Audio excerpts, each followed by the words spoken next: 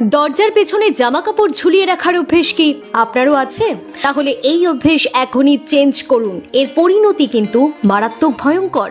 না জেনেই আপনি বাস্তুদোষ তৈরি করে ফেলছেন। জানেন এর ফলে ঠিক কি কি হতে পারে? এই কাজটা করা মোটেও উচিত নয়। বাড়ি থেকে মা লক্ষ্মী বিদায় নিতে পারেন, নানান সমস্যার মুখে পড়তে হতে পারে আপনাকে। তাই সাবধান না হলেই কিন্তু বিপদ। জেনে নিন দরজার পেছনে জামা কাপড় ঝুলিয়ে রাখলে কতটা খারাপ প্রভাব পড়ে। বাইরে থেকে বাড়িতে ঢুকে বা শুকনো জামা কাপড় তুলে এনে অনেকেই দরজার পেছনে ঝুলিয়ে দেন। বাস্তুশাস্ত্র বলছে এই কাজ করা একেবারেই উচিত নয়। এর ফলে আমাদের নানা দিক থেকে ক্ষতি হতে পারে। দৈনন্দিন জীবনে আমরা নিজেদের অজান্তেই এমন নানা কাজ করে থাকি, যার ফল আমাদেরকেই ভুগতে হয়। একই সঙ্গে বাস্তুরও অমঙ্গল হয়। আমাদের রোজকার কিছু খারাপ অভ্যেসে অগ্রগতির পথে বাধা হয়ে দাঁড়ায়। অনেক সময় আমরা বুঝতেই পারি না কেন এমন হচ্ছে। তাই ভালো থাকতে গেলে বেশ কিছু বাস্তু টিপস মেনে চলা উচিত।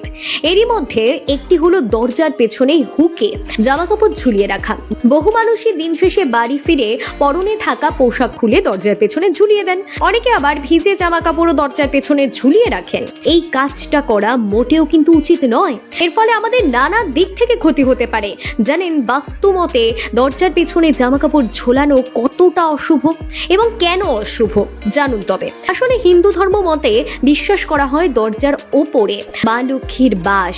সেই কারণে কোনো মাঙ্গলিক অনুষ্ঠানে আমরা অনেকেই দরজার ওপর আমপল্লবের মালা বা ফুলের মালা ঝোলাই। সেই স্থানে কখনো আমাদের ব্যবহৃত জিনিস রাখাটাই উচিত নয়।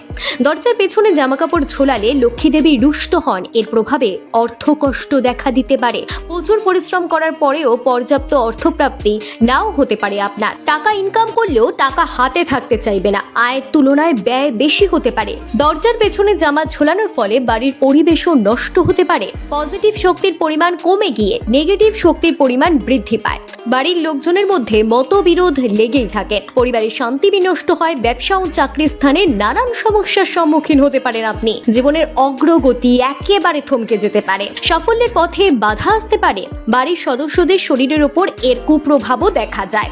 ঘন ঘন শারীরিক অসুস্থতায় ভুগতে হতে পারে। সেই কারণে জ্যোতিষীরা দরজার পেছনে জামা কাপড় ঝোলাতে বারণ করছেন। এতে বাস্তুর অকল্যাণ হয় বলেই মনে করা হয়। কেবল জামা কাপড়ই নয়, ব্যাগ, বেল্ট প্রভৃতি জিনিসও দরজার পেছনে ঝোলানো যাবে না। বদলে কোনো গৃহসজ্জার জিনিস ঝোলানো যেতে পারে। এতে লক্ষ্মী দেবী খুশি হবেন। তাই আপনারও বাড়ির দরজার পেছনে যদি জামা কাপড় ঝোলানোর অভ্যাস থাকে তাহলে আজই সেই অভ্যাসটা ত্যাগ করুন। তবে এই সব তথ্য বাস্তুশাস্ত্রের উপর নির্ভরশীল। এক্ষেত্রে আমাদের চ্যানেলের কোনো দায় নেই। এগুলি মেনে চলতে বাধ্য করে না আমাদের।